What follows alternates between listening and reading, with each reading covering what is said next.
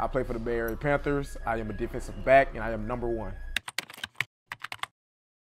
Well, I always had a passion to play football, especially growing up. I grew up in Jacksonville, Florida, the first part of my life till I was about 12 years old, and I moved to Georgia. So growing up in Jacksonville was a whole lot of backyard playing football, and just your cousins and stuff like that, your friends around the neighborhood. Elementary school friends, we played football a lot in class and at PE and stuff like that. So I always had enjoyment of playing football, but I really didn't get into organized football until I moved to Georgia when I was 12 years old. So I started playing when I was 12. Everybody else started when it was like 5, 6. So, especially in the South, man. Yeah. So I had to catch on. Valdosta, Georgia was a major improvement for me financially. My family was closer. Growing up, it was really hard. So just going to Georgia and being a part of the community, it was a great football community. They call themselves Titletown. It's called Titletown, Valdosta and Lowndes. They're 2 powerhouse high schools in the nation. So, just being a part of the community and organization in Valdosta Wildcats was very big for me. So I enjoyed that. My favorite food is macaroni and cheese. Southern home style, country cooking, macaroni and cheese, and probably cornbread. But I love fruit snacks to snack on for real. When I first moved to Georgia, I didn't get right into football, but when I was 12 years old, I played for this Pop Warner League. It was the Falcons, Pineville Falcons. And my mentor, who is my mentor today, one of the first guys I met, men I met in Valdosta, Georgia, his name is Travis Hall. He's big in my heart. He has a really big impact on why I'm here, especially with even like playing football at all, because I never had any intentions to play. Like I said, I didn't have a lot of money, but he helped in a big way. So did my family. They came in, they inspired me to do big things. My mother, Sharon, my aunt, Alona, my grandmother took me in Georgia, Annie Montgomery. So my grandmother Pauline, she's a big impact in my heart. So being at Pineville when I was 12 years old was very big for me. It helped me grow as a young man, because I finally know how to work with other guys around me, being something organized, and have a team and have teammates to all come in and have one goal. So that was the big focus for me, and that helped me along in high school and the collegiate level, and now in the pros when I'm playing for a beautiful organization, a great community here in Morgan Hill. So everything that I've done when I was young helped me get to this moment, and I love it. High school to college was easy, man. I'm gonna tell you that right now. So my coach, Alan Rodemaker, he was very big. He was very strict. He was very big on us being pros in high school. You could think of him as like Nick Saban. Like, he was very intrigued and very into us treating the community well, treating each other well, treating our classmates, our teachers.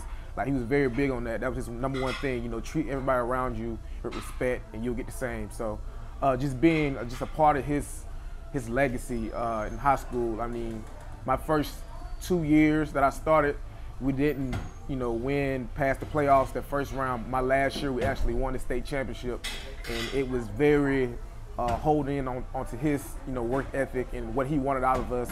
And us building as a team those 3 years that I've started previously helped us get to a common goal, with this championship. So even in the weight room, even in the community, we went to like the YMCA's, helped little kids out and stuff like that. Just being a part of a great organization like the Valdosta Wildcats helped me get to where I was, which was college in Western Kentucky. Man, I went in Western Kentucky, man. I wasn't scared. I wasn't shy. I remember that first camp, and I'm the freshman, so they like to pick on the freshmen, try to get all physical with the freshmen. But man, like, it was just Alan Rodemaker prepared me for that moment. Like, I can't thank him enough for having me prepared to go and play in the next level. Actually, I was traveling a lot in that year. That my freshman year, I traveled a lot. I played every game except one, I believe. So yeah, him just being very impactful in my heart, and he told me to chase my dreams, and I did, and I thank him for that today.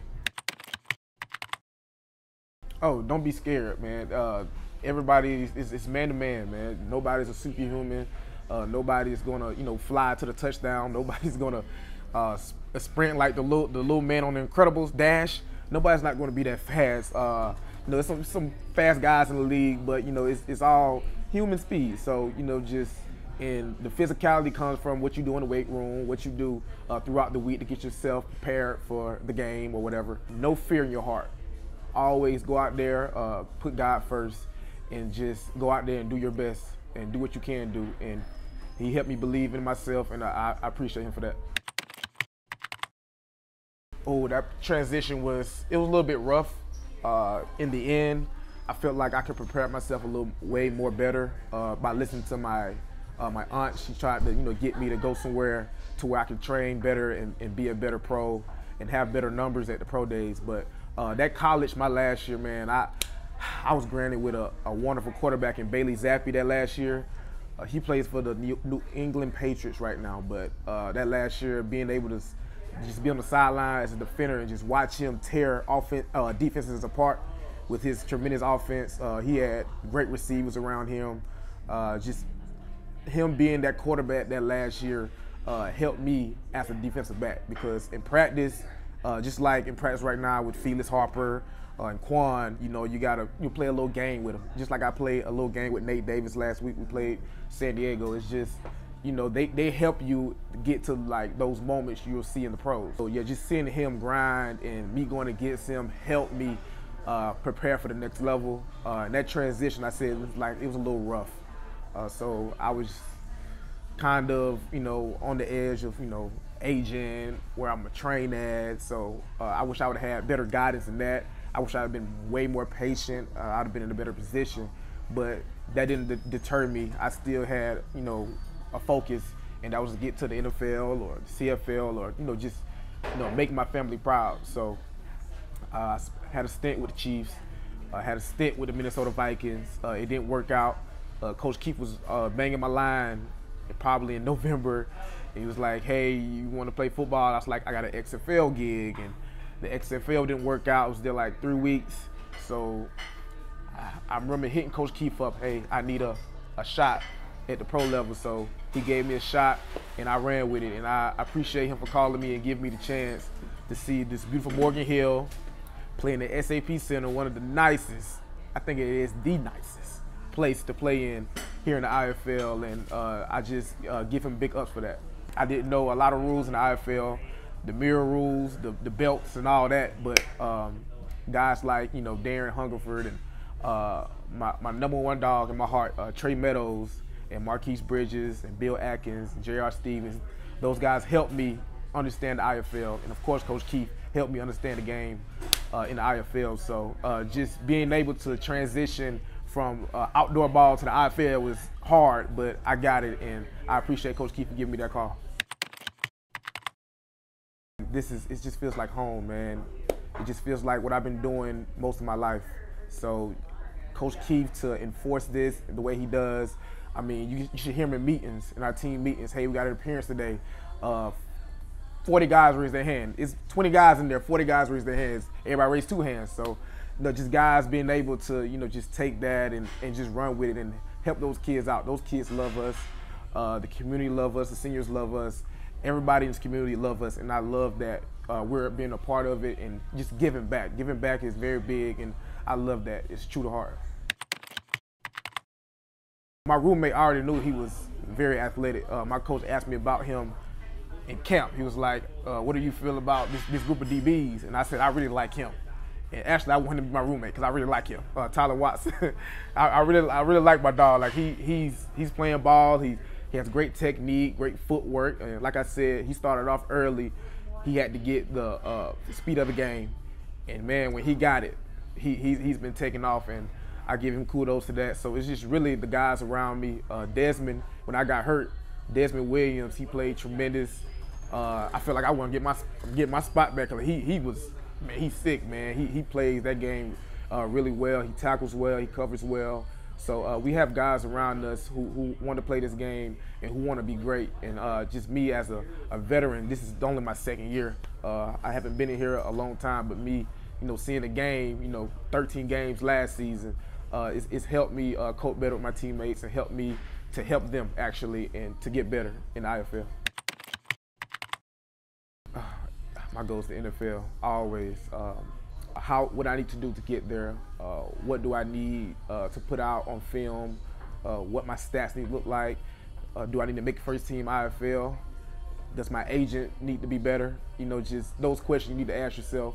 And I'm asking myself those questions now. So at the end of the season, I'll have those questions answered and be able to go off and play in the next level. It's a goal that I always wanted to accomplish. And that's the highest goal. So of course you have your CFL, you have your UFL that you need to go through to get to the NFL, but that is the ultimate goal. And I will go take step by step, baby steps to get there. And I just owe my family that, you know, they've been around me.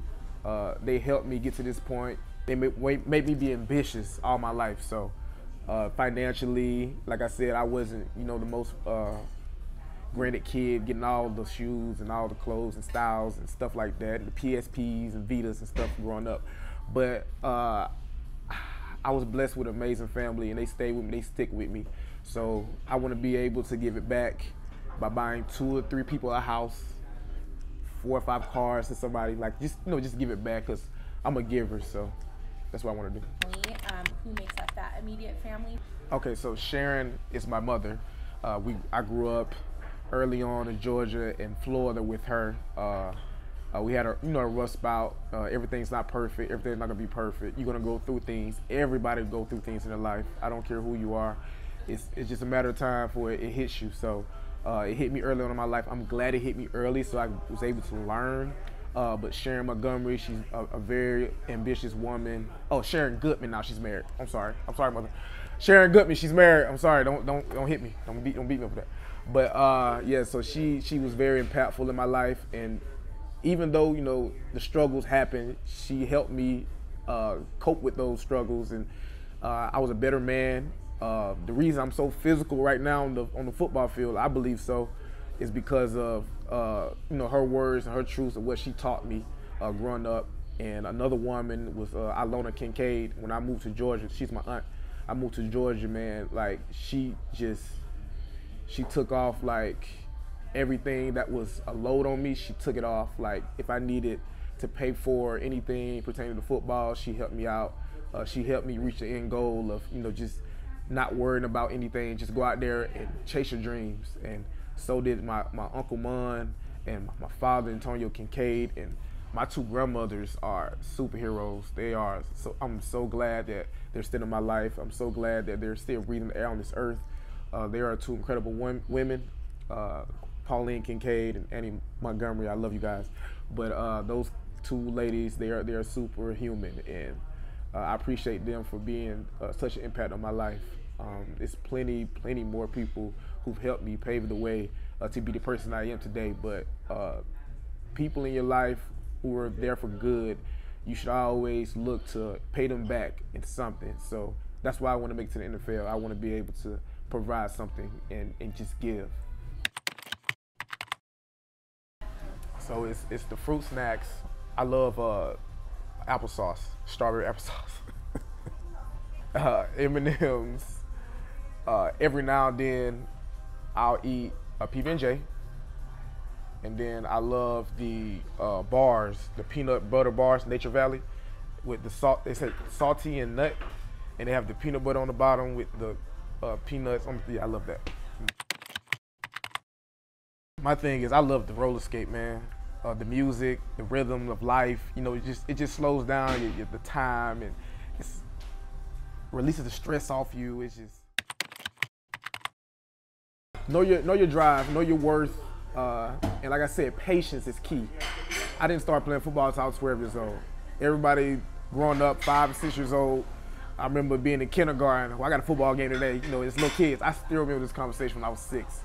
A guy named Sean. He was ahead of himself. He had a big head, but he would always say, "I got a football game today. Are you playing today?" I was like, you know, you had a little lies. Yeah, I'm playing for this team, but I wasn't playing for no team. But you know, I still remember those conversations when I was younger. So I'll just tell the guys, just patience is everything. Your time is coming. It's just a matter of time.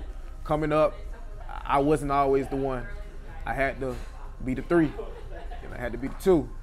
Then I became the one, and it's what you're gonna do when you become the one. So just stay ahead of yourself. Like, don't stay ahead of yourself. Just stay patient, stay down. Everything happens for a reason, and your time is coming. Just be patient.